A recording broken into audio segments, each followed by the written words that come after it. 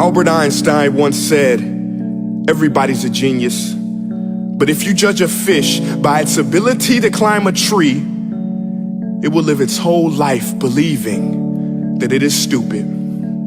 Ladies and gentlemen of the jury, today on trial we have modern day schooling. Glad you could come. Not only does he make fish climb trees, but also makes them climb down and do a 10-mile run. Tell me, school, are you proud of the things you've done? Turning millions of people into robots, do you find that fun? Do you realize how many kids relate to that fish swimming upstream in class, never finding their gifts, thinking they are stupid, believing they are useless? Well, the time has come, no more excuses. I call school to the stand and accuse him of killing creativity, individuality, and being intellectually abusive. He's an ancient institution that has outlived his usage. So, Your Honor, this concludes my opening statement, and if I may present the evidence of my case, I will prove it. Proceed. Exhibit A. Here's a modern day phone. Recognize it? Here's a phone from 150 years ago. Big difference, right? Stay with me. Here's a car from today, and here's a car from 150 years ago.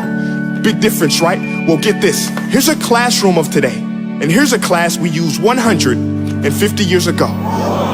Now ain't that a shame? In literally more than a century, nothing has changed. Yet you claim to prepare students for the future?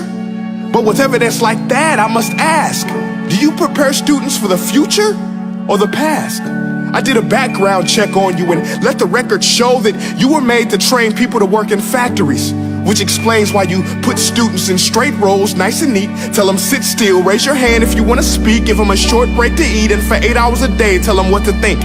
Oh, and make them compete to get an A letter which determines product quality, hence grade A of meat. I get it. Back then, times were different. We all have a past. I myself am no Gandhi.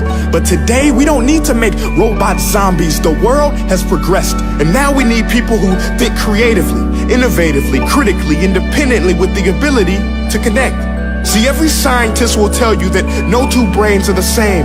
And every parent with 2 or more children will confirm that claim. So please explain why you treat students like cookie cutter frames or snapback hats, giving them this one-size-fits-all crap. Watch your language. Sorry, Your Honor, but if a doctor prescribed the exact same medicine to all of his patients, the results will be tragic. So many people would get sick, yet when it comes to school, this is exactly what happens. This educational malpractice, where one teacher stands in front of 20 kids, each one having different strengths, different needs, different gifts, different dreams, and you teach the same thing the same way? That's horrific.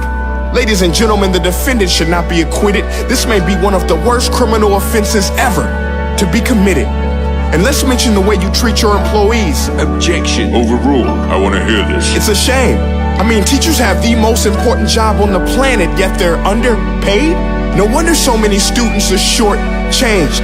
Let's be honest, teachers should earn just as much as doctors, because a doctor can do heart surgery and save the life of a kid, but a great teacher can reach the heart of that kid and allow him to truly live.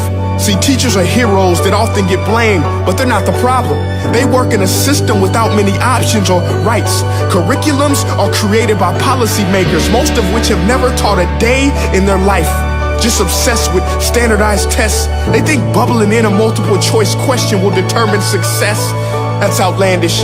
In fact, these tests are too crude to be used and should be abandoned, but don't take my word for it. Take Frederick J. Kelly, the man who invented standardized testing, who said, and I quote, "These tests are too crude to be used and should be abandoned." Ladies and gentlemen of the jury, if we continue down this road, the results will be lethal. I don't have much faith in school, but I do have faith in people. And if we can customize healthcare, cars, and Facebook pages, then it is our duty to do the same for education, to upgrade it, change it, do away with school spirit, because that's useless. Unless we're working to bring the spirit out of each and every student, that should be our task. No more Common Core. Instead, let's reach the core of every heart in every class. Sure, math is important, but no more than art or dance. Let's give every gift an equal chance. I know this sounds like a dream, but countries like Finland are doing impressive things. They have shorter school days. Teachers make a decent wage. Homework is non-existent, and they focus on collaboration. instead of competition. But here's the kicker, boys and girls. Their educational system outperforms every other country in the world. Other places like Singapore are succeeding rapidly. Schools like Montessori, programs like Khan Academy. There is no single solution, but let's get moving. Because while students may be 20% of our population, they are 100% of our future. So let's attend to their dreams, and there's no telling what we can achieve. This is a world in which I believe, a world where fish are no longer forced to climb trees. I'll rest my case.